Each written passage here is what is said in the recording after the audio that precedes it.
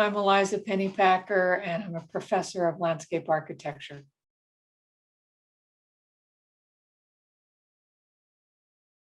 One is teaching beginning design to MLA students who have had no design background. I had that experience myself. I was a graduate student at the University of Virginia taking the MLA, and there is something magical about that aha moment when you suddenly start seeing the world through designers' eyes. It's really cool. And the other thing that I really enjoyed teaching or working with graduate students on is either their terminal project or an independent study leading to that project. I really revel in the shared exploration. That's the way that I like to approach those.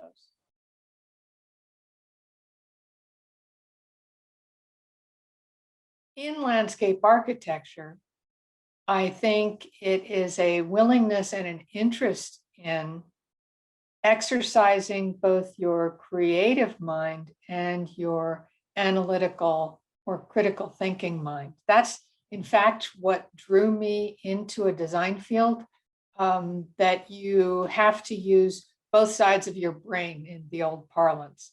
I think that's really cool.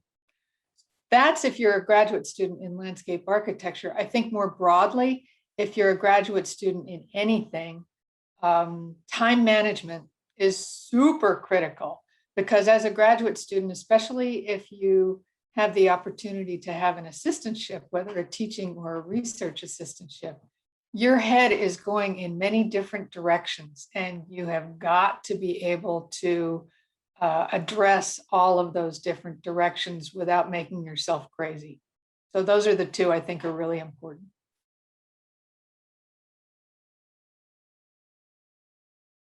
I think that landscape architecture research is becoming more rigorous. For too long, landscape architecture research kind of got away with being sort of touchy-feely.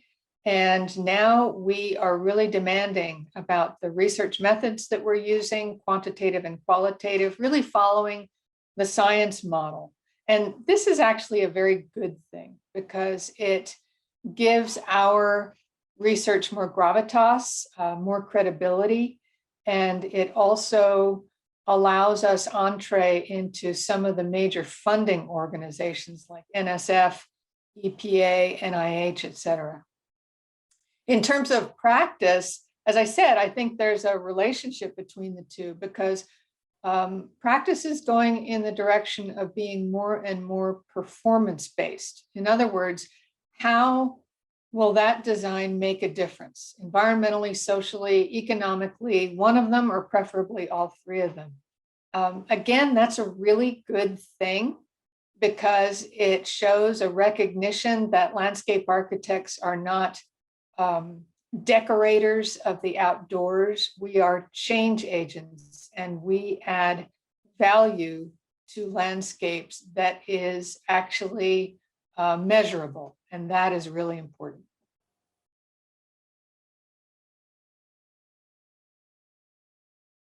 I think that the more intertwined they all are, the better. Research, practice, and teaching. And I'll give an example of something that I'm really excited about, and it also relates to what I said earlier about research and practice. That's the Landscape Architecture Foundation's CSI Case Study Investigation Program. So this is a program, I think it's phenomenal. Needs some tweaks, but it's still phenomenal. Here's the deal. A practitioner has designed a project. They established certain goals for that project. It is now in the ground, and they would like to have that project assessed.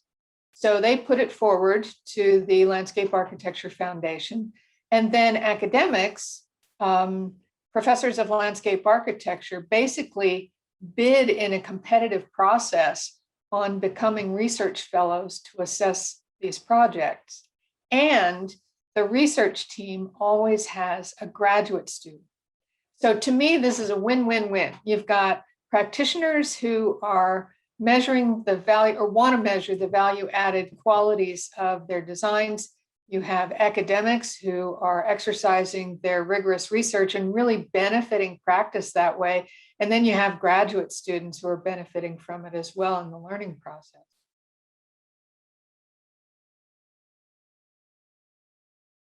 Right now, we're starting phase 2 of our artful rainwater design study. So this is with Stuart Eccles. Stuart and I did a study of artful rainwater designs nationwide. We wrote a book. In the book, we provided case studies of 20 award-winning projects. Those projects are now between about 8 and 17 years old. So the question is, how are they doing? Are they managing water the way they were expected to? Are their appearances still as delightful and exciting as they were years ago? Are they loved? Have they changed, etc.? So that's one thing that I'm working on, and likely there will be future artful rainwater design topics too. More broadly, how to bridge that disconnect. I'm currently working with a graduate student on green stormwater management in neighborhoods. These are biofiltration basins along neighborhood streets. They're called green streets. And what we are finding is that in some cities they are loved or appreciated. In other cities, they are absolutely reviled. The graduate student found an article, in fact, where residents of one neighborhood referred to these bioinfiltration beds as pits of death. Here's the thing, we can't afford that. All of these installations have to be appreciated, ideally even loved, if we are going to succeed in making environmentally responsible stormwater management MO moving forward. So, studies of what are the keys to success, the design keys, not the policy keys. What are things to avoid? Basically, I'm interested in any study that can be exploring ways that we can move the needle of American public perception of landscapes, to get the American public to appreciate and enjoy and desire landscapes that are environmentally responsive and responsible.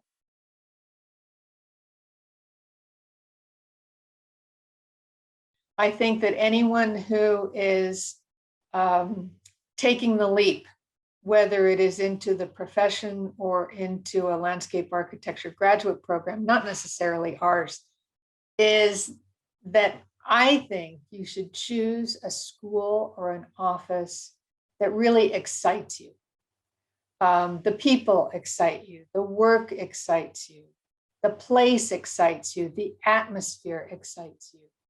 And the reason that I recommend this is it's not just important for your learning opportunity, it's also important for your tolerance of the inevitable long hours and hard work that you're going to put in, whether you're starting in the profession or in graduate school. You gotta love it. You gotta love it in order to really succeed and get the most out of it.